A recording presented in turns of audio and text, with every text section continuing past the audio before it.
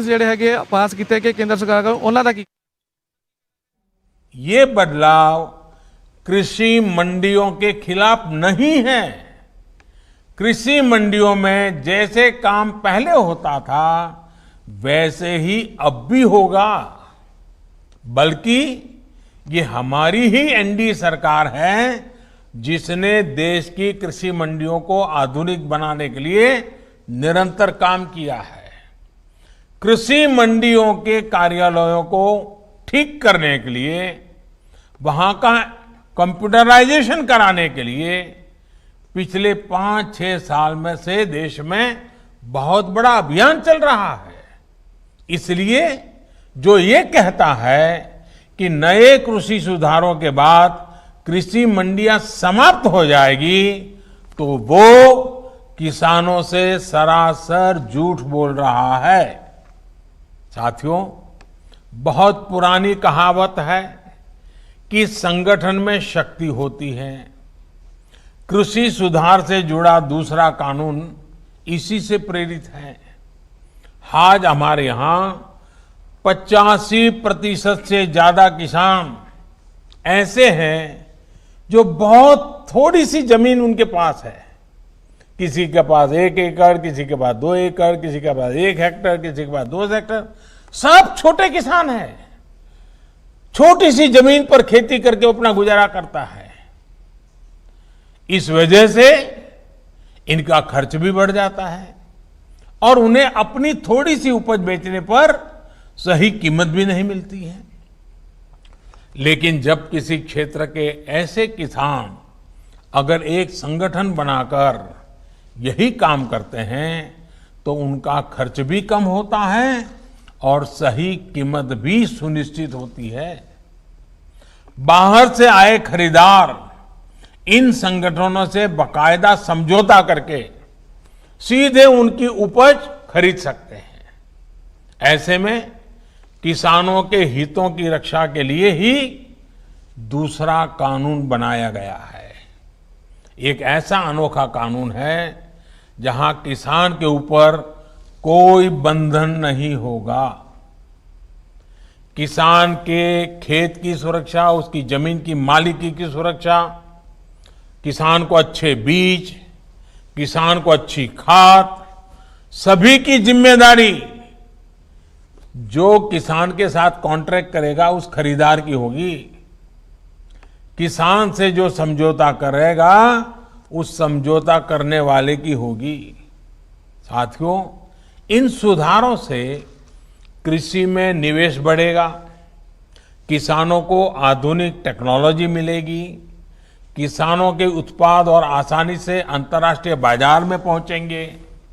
मुझे बताया गया है कि यहां बिहार में हाल ही में 5 कृषि उत्पादक संघों ने मिलकर चावल बेचने वाली एक बहुत मशहूर कंपनी के साथ एक समझौता किया है।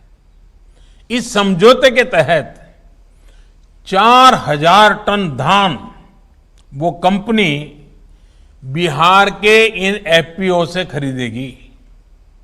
अब इन एफपीओ से जुड़े किसानों को मंडी नहीं जाना पड़ेगा। उनकी उपज अब सीधे नेशनल और इंटरनेशनल मार्केट में पहुंचेगी। साफ है कि इन सुधारों के बाद खेती से जुड़े बहुत सारे छोटे बड़े उद्योगों के लिए बहुत बड़ा मार्ग खुलेगा। ग्रामीण उद्योगों की ओर देश आगे बढ़ेगा। मैं आपको एक और उदाहरण देता हूं। मान लीजिए कोई नौजवान एग्रीकल्चर सेक्टर में कोई स्टार्टअप शुरू करना चाहता है। वो चिप्स की फैक्ट्री ही खोलना चाहता है। अभी तक ज्यादातर जगह होता यह था, पहले उस पर आलू खरीदते थे, फिर वो अपना काम शुरू कर पाता था। लेकिन अब वो नौजवान जो नए नए सपने लेकर के आया है, वो सीधे गांव के किसान के पास जाकर उससे आलू के लिए समझौता कर सकेगा। वो किसान को बताएगा कि मुझे इस क्वालिटी का आलू चाहिए, इतना आलू चाहिए। वो किसान को अच्छी क्वालिटी के आलू पैदा करने में हर तरह की तकनीकी सहायता भी करेगा। साथियों, इस तरह के समझौतों का एक और पहलू है। आपने ये देखा होगा कि जहां डेयरी होती है वहां आसपास के पशुपालकों को दूध बेचने में आसानी तो होती है। डेयरियां भी पशुपालकों का, उनके पशुओं का ध्यान रखती है। पशुओं का सही समय पर टीकाकरण हो, उनके लिए सही तरह के शेड बने, पशुओं को अच्छा आहार मिले, पशु बीमार हो जाए तो उनका डॉक्टर पहुंच जाए। और मैं तो गुजरात में रहा हूं, मैंने देखा है डेयरी कैसे पशुओं को संभालती है। बड़ी डेयरी दूध उत्पादक उन तक जाकर के किसानों की मदद करती है। और इन सब के बाद भी ये बड़ी महत्वपूर्ण बात है, ये जो दूध खरीदने का काम है वो तो डेयरी कर लेती है, लेकिन पशु का मालिक तो पशुपालक या किसान ही रहता है। पशु का मालिक कोई और नहीं बनता है। वैसे ही जमीन का मालिक किसान ही रहेगा। ऐसे ही बदलाव अब खेती में भी होने का मार्ग खुल गया है। साथियों, ये भी जग जाहिर रहा है कि कृषि व्यापार करने वाले हमारे साथियों के सामने एसेंशियल कमोडिटी एक्ट के कुछ प्रावधान हमेशा आड़े आते रहे हैं। बदलते हुए समय में इसमें भी बदलाव किया है। दालें, आलू, खाद्य तेल, प्याज जैसी चीजें अब इस एक्ट के दायरे से बाहर कर दी गई है। अब देश के किसान बड़े बड़े स्टोर हाउस में, कोल्ड स्टोरेज में इनका आसानी से भंडारण कर पाएंगे। जब भंडारण से जुड़ी कानूनी दिक्कतें दूर होगी तो हमारे देश में कोल्ड स्टोरेज का भी नेटवर्क और विकसित होगा, उसका और विस्तार होगा। साथियों, कृषि क्षेत्र में इन ऐतिहासिक बदलावों के बाद, इतने बड़े व्यवस्था परिवर्तन के बाद, कुछ लोगों को अपने हाथ से नियंत्रण जाता हुआ दिखाई दे रहा है। इसलिए अब ये लोग एमएसपी पर किसानों को गुमराह करने में जुटे हैं। ये वही लोग हैं जो बरसों तक एमएसपी पर स्वामीनाथन कमेटी की सिफारिशों को अपने पैरों के नीचे दबाकर बैठे रहे। मैं देश के प्रत्येक किसान को इस बात का भरोसा देता हूं कि एमएसपी की व्यवस्था जैसे पहले चलती आ रही थी वैसे ही चलती रहने वाली है। इसी तरह हर सीजन में सरकारी खरीद के लिए जिस तरह अभियान चलाया जाता है वो भी पहले की तरह चलते रहेंगे। साथियों, किसानों को एमएसपी देने और सरकारी खरीद के लिए जितना काम हमारी सरकार ने किया है वो पहले कभी नहीं किया गया।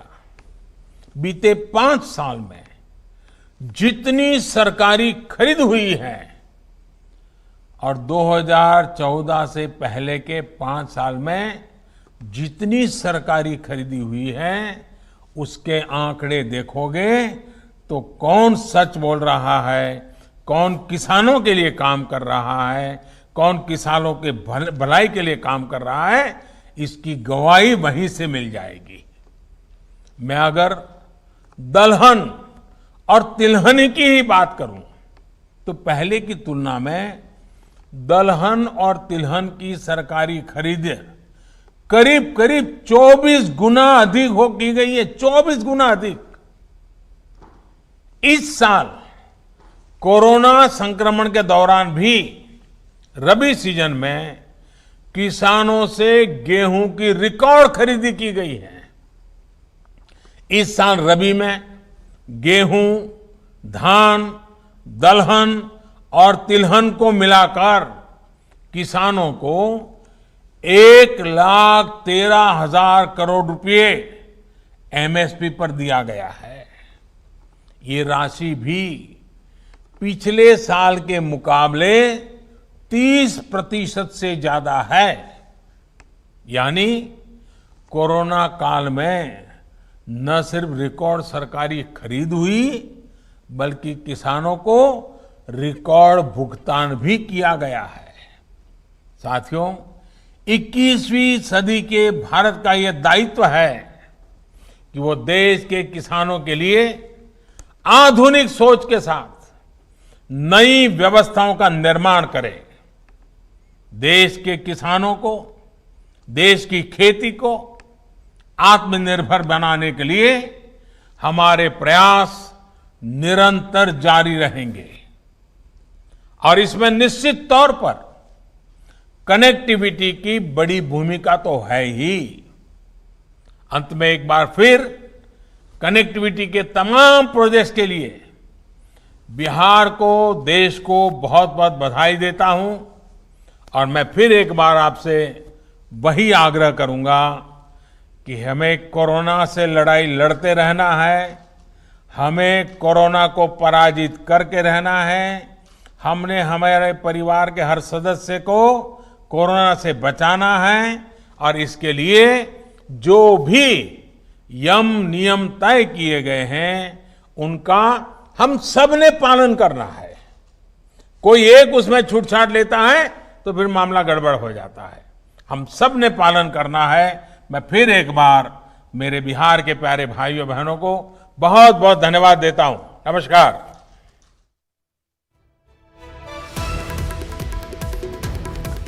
ਤਾਂ ਪ੍ਰਧਾਨ ਮੰਤਰੀ ਨਰਿੰਦਰ ਮੋਦੀ ਨੂੰ ਤੁਸੀਂ ਸੁਣਿਆ ਆਪਣੇ ਸੰਬੋਧਨ ਦੇ ਦੌਰਾਨ ਬਾਰ-ਬਾਰ ਇਸ ਗੱਲ ਤੇ ਇੱਕ ਵਾਰ ਫਿਰ ਤੋਂ ਜ਼ੋਰ ਦਿੱਤਾ ਪ੍ਰਧਾਨ ਮੰਤਰੀ ਨੇ ਕਿ ਐਮਐਸਪੀ ਖਤਮ ਨਹੀਂ ਹੋਵੇਗੀ, ਨਾ ਹੁਣ ਅਤੇ ਨਾ ਹੀ ਅੱਗੇ ਭਵਿੱਖ ਦੇ ਵਿੱਚ। ਤੇ ਇੱਕ ਵਾਰ ਫਿਰ ਤੋਂ ਉਹਨਾਂ ਨੇ ਦੁਹਰਾਇਆ ਕਿ ਇਹ ਆਰਡੀਨੈਂਸ ਜਿਹੜੇ ਨੇ ਉਹ ਕਿਸਾਨਾਂ ਦੇ ਹੱਕ ਦੇ ਲਈ ਨੇ, ਕਿਸਾਨਾਂ ਦੇ ਫਾਇਦੇ ਦੇ ਲਈ ਨੇ। ਕਿਸਾਨ ਜਿੱਥੇ ਵੀ ਚਾਹੇ ਆਪਣੀ ਫਸਲ ਦੇਸ਼ ਦੇ ਵਿੱਚ ਵੇਚ ਸਕਦਾ ਹੈ, ਜਿੱਥੇ ਉਸ ਨੂੰ ਜ਼ਿਆਦਾ ਮੁੱਲ ਮਿਲਦਾ ਹੈ ਉੱਥੇ ਆਪਣੀ ਫਸਲ ਵੇਚ ਸਕਦਾ ਹੈ। ਹੁਣ ਦਾਇਰਾ ਕਿਸਾਨ ਦਾ ਸੀਮਿਤ ਨਹੀਂ ਰਹਿ ਗਿਆ ਹੈ ਤੇ ਵਿਚੋਲਿਆਂ ਤੋਂ ਕਿਸਾਨ ਨੂੰ ਆਜ਼ਾਦੀ ਮਿਲ ਗਈ ਹੈ। ਤਾਂ ਪ੍ਰਧਾਨ ਮੰਤਰੀ ਇੱਕ ਵਾਰ ਫਿਰ ਤੋਂ ਇਹਨਾਂ ਖੇਤੀ ਆਰਡੀਨੈਂਸਾਂ ਦੇ ਹੱਕ ਦੇ ਵਿੱਚ ਖੁੱਲ੍ਹ ਕੇ ਬੋਲੇ ਨੇ ਤੇ ਵਿਰੋਧ ਕਰਨ ਵਾਲਿਆਂ ਨੂੰ ਵੀ ਚੇਤਾਵਨੀ ਦਿੱਤੀ ਹੈ। ਕਿਹਾ ਕਿ ਜਿਹੜੇ ਲੋਕ ਵਿਰੋਧ ਕਰ ਰਹੇ ਨੇ ਉਹ ਕਿਸਾਨ ਵਿਰੋਧੀ ਨੇ, ਕਿਉਂਕਿ ਇਹ ਆਰਡੀਨੈਂਸ ਸਿੱਧੇ ਤੌਰ ਤੇ ਕਿਸਾਨਾਂ ਦੇ ਹੱਕ ਦੇ ਵਿੱਚ ਨੇ।